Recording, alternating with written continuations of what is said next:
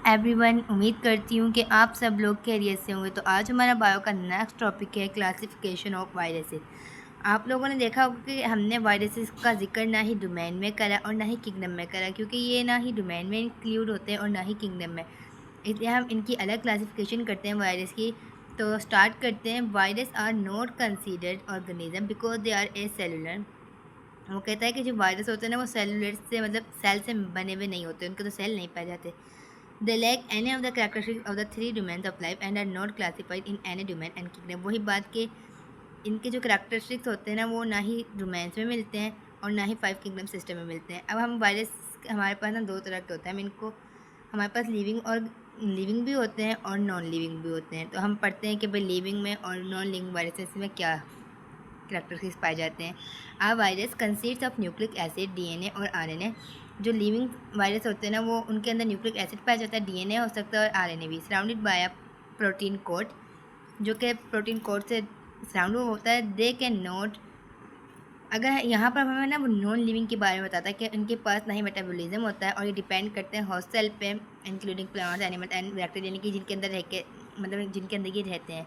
To replicate and synthesize their proteins, ये अपनी protein को सेंथिसाइज नहीं कर सकते और ना ही रेप्लिकेट सकते। ये मैंने आपको नॉन लिविंग की बताई, जबकि लिविंग में ये होगा कि ये मेटाबॉलिज्म भी कर सकते हैं, हॉस्टल में भी रहते हैं, रेप्लिकेट भी करते हैं, सेंथिसाइज प्रोटीन भी करते हैं। बाकी कहता है viruses are classified based on several characteristics including their genetic material application strategy morphology and the host they infect. The classification of viruses follow guidelines established by the International Community or Taxonomy of Viruses। ICTV का मतलब ये है internationally community on taxonomic of viruses. ये आपने याद कर लेना है। हो सकता है कि 2 नंबर का आपसे सवाल पूछ जाए कि ICTV का एब्रीवेशन क्या होता है। आगे हमारे पास इसने बॉक्स दे रखा है प्रियॉन्स एंड वायरोड्स। ये भी हमारे पास 2 तरह के वायरस होते हैं और एसेलुलर, यानी कि ये सेल से मिलकर नहीं बने होते। They are also consider living organism. ये है ना, हम लिविंग ऑर्गेनिज्म नहीं कहते, यानी ये नॉन लिविंग होते हैं दोनों। Prions are compose of protein only.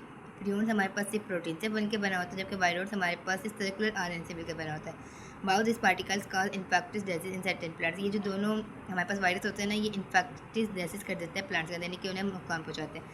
आगे हमारे पास है classification on the basis of host range. हमने आगे क्लासिफिकेशन पढ़नी है वायरसेस की, किसकी बेस पे? होस्ट रेंज की। एनिमल वायरसेस इन्फेक्ट एनिमल्स, जो एनिमल के वायरस होते हैं वो एनिमल्स को नुकसान पहुंचाते हैं, including humans. Example influenza virus और रेबीज वायरस। ये हमें वायरस के नाम बताए गए हैं कि ये हमें नुकसान पहुंचाते हैं। प्लांट वायरसेस मतलब जो वायरस प्लांट्स के अंदर पाए जाते हैं, infect plants. Example tobacco mosaic virus, potato virus X. बाकी bacteriophage infect bacteria. Example T four phage, lambda phage, यानी कि वो वायरस जो बैक्टीरिया को इन्फेक्ट यानी कि खा जाते हो। आर्किया वायरस इनफैक्ट आर्किया यानी वो वायरस जो आर्किया के अंदर पाया जाए। Example soluble spindle shape virus. आगे हमारे पास इसकी क्लासिफिकेशन है। Classification on the basis of morphology. Morphology यानी कि इसकी शेप के ऊपर हमें पता चलता है कि हम इसकी शेप मतलब मॉर्फोलॉजी का मतलब होता है शेप। हम वायरस की शेप पढ़ेंगे यहाँ पर। हेलिकल वायरसेस इस तरह के होते हैं।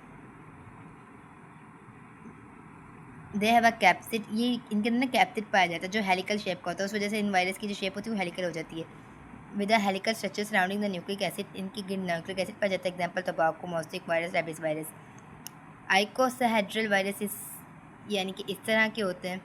दे हैव अ कैप्सिड, मतलब इनके जो कैप्सिड पाया जाता है वो आइकोसेड्रल की फॉर्म में पाया जाता है, इस वजह से इसको वायरस कहते हैं। With spherical icosahedral shape. Example adeno viruses, herpes virus. आपको ये ना टॉपिक वगैरह याद कर लेना है। हो सकता है 2 नंबर के शॉर्ट्स आ सकते हैं इनमें से लाजमी।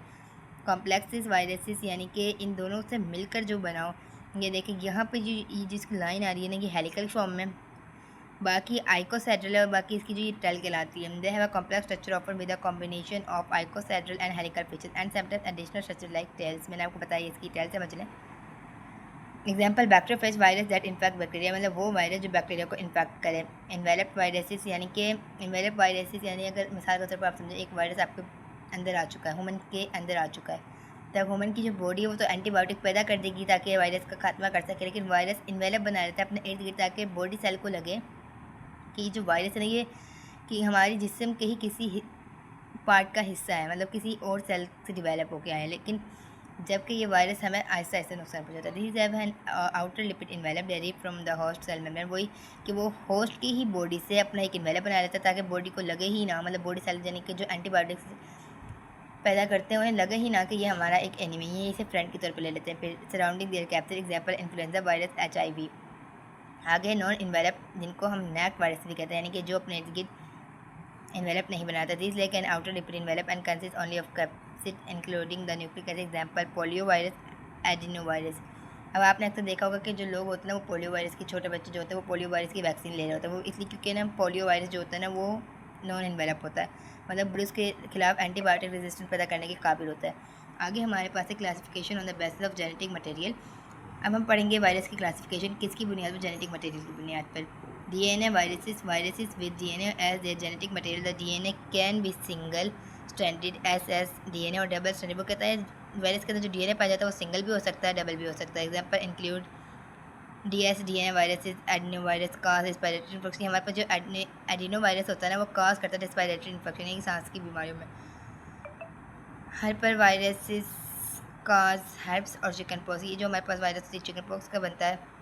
Single DNA viruses, parvovirus cause gastroenteritis. आगे RNA वायरस है, virus with RNA as a genetic material. Their RNA can be single, ये भी सिंगल हो सकता है, डबल भी हो सकता है। Example include SSRNA virus, corona virus, COVID-19 जिसे हम कहते हैं, influenza virus causes flu, DSRNA virus, rota virus causes gastroenteritis. आगे हमारे पास classification the basis of replication strategy.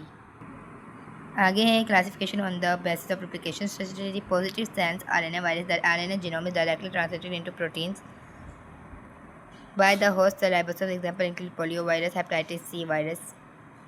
Negative sense RNA virus is the RNA genome is transcribed into, अब हमारे पास transcribe क्या होता है, यानी कि वो DNA जो RNA को बनाया उसको हम ट्रांसक्राइब कहते हैं into messenger RNA by virus RNA polymerase before translation.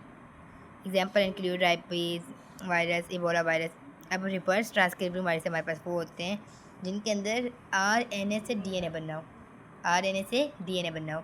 This virus is replicate through DNA intermediate using the enzyme reverse transcript. अभी आपको मैंने बताया दे कैन हैव RNA और DNA जीनोम्स।